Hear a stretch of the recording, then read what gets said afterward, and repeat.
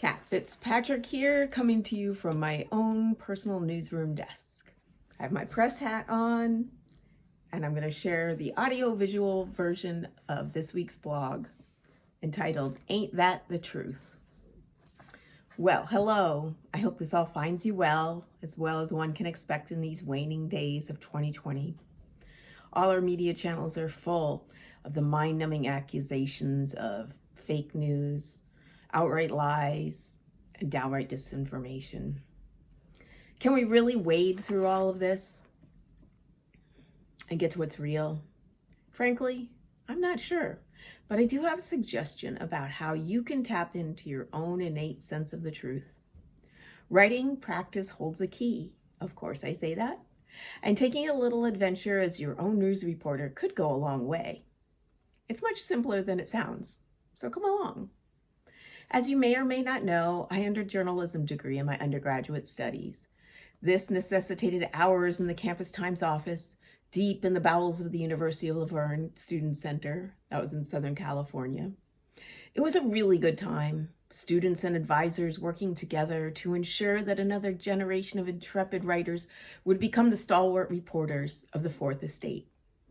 By the way, if you're not familiar with the Fourth Estate, it is the term for the press. We have our three branches of government, and then we have that fourth appendage that's so necessary in order to shine a spotlight on the activities of the government. As the slogan of the Washington Post points out, democracy dies in darkness. So there I was, a curious and tentative freshman, eager to get things right. And the larger-than-life editor-in-chief named Ken, his name is lost to the annals of time, he would end the staff meetings with a punchy, "Be accurate out there." I heard it both as a battle cry and an admonition. What if I wasn't good enough to find the truth? What if I wasn't forceful enough in my interviews, not thorough enough? Well, I had good reason to worry. My temperament at one time might have been classified as a people pleaser, but I think the trait has become more clearly seen as empathic. I knew at the time that I was quite susceptible to suggestion. If I read a novel, I began to think like the main character. If I watched a mystery, I could rarely figure out the solution, even if it was obvious to most other people. I was too drawn into the writer's obfuscations to untangle myself until it was that great reveal at the very end. Thus, even with the prerogative to be accurate out there, I knew I was not cut out to be an investigative reporter. I would simply believe whatever people told me as they spun their tales and put their opinions forward as truth. I wasn't too upset. I do love vignettes. They're nice human interest stories in which you are supposed to build up the subject in all their glory. How could anyone go wrong with that? Then came the day when someone did a feature on me as the premier member of the girls' cross-country team. Frankly, I was pretty much the only member. Well, as usual in the newsroom, late on Thursday night, I was there as the paper was being put to bed, a term that used to be used when we put everything up on a light board with glue and did it all by hand.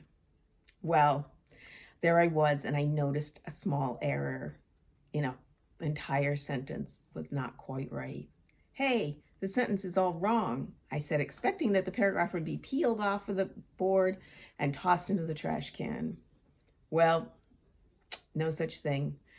My faculty advisor said, "There's no time for that now. We're past deadline. The printer won't wait." And so off went the oversized boards, into the thin cardboard box, out the door, into the car that would take them to the printers across town. And tomorrow, the very next morning, people would be picking that up, hot off the press, so to speak, the ink still fresh, reading that story. Now, it was a minor detail. It just said that I moved back and forth from Taiwan to Vietnam when I was a child. There was really only one trip. I went from Taiwan to Vietnam and never went back. However, just seeing that error made me queasy, and I could just feel inside that that wasn't true. So, despite the fact that it was a small error, I had a visceral gut reaction. And I also got to see the fundamental rift between the truth, be accurate out there, and the fact that we live in a practical world where things have to get done. There's a term for what happens on a newspaper. It's called the news hole. Unfortunately, newspapers run on money. They need to sell ads. They create the newspaper around an ad, its layout, and then fill the news hole. So in that evening, when I saw the error, it didn't matter because the news hole had to be filled. Essentially, the show must go on. Well, the most important thing here for this blog and for my supposition, my assertion that writing practice is something that can help all of us find a better sense of ourselves and of what's true, is that I noticed how I felt inside when I saw that small error. Do you ever have that sensation? It's a universal experience, I think, that you can sense when you say or hear something that's not true. And these days, I think it behooves us to slow down and practice this a little bit. So you can simply do this in your journal very easily using the journalism 5 W's: who, what, when, where, and why.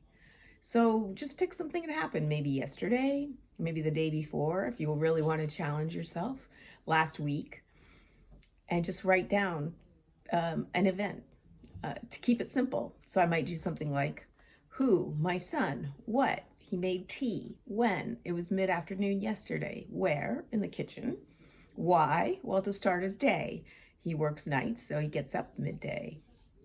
Now, then add in a little piece that maybe you're not so certain about. He usually makes Earl Grey, but I don't know for sure. So if I add in who, my son, what made Earl Grey tea, when, mid-afternoon, where in the kitchen, why to start his day. He made Earl Grey tea. Well, I know he made tea. I saw the tea bag, but I don't know really. It could have been green tea, could have been English breakfast tea. And I notice as I say it, there's a little feeling in my stomach of uncertainty, a little uneasiness. So give it a try. Who, what, when, where, why. And then add a detail that you're not really sure about and see what is that inner feeling. That's a clue. Alrighty, so again, we're often taught the truth is out there. Like it's a great theme for the X-Files, but really the truth, I think, starts inside. The perception of truth has to come from within. And so with all the confusion, it can just be calming to stop, take an innocuous event and just feel it out, see what it feels like. And then you can build from there. I hope you try it. I hope you enjoyed this blog. If you did, please think about sharing, liking, subscribing, all that good stuff. But most of all, take good care of yourself, stay safe, and we'll make it to the end of 2020.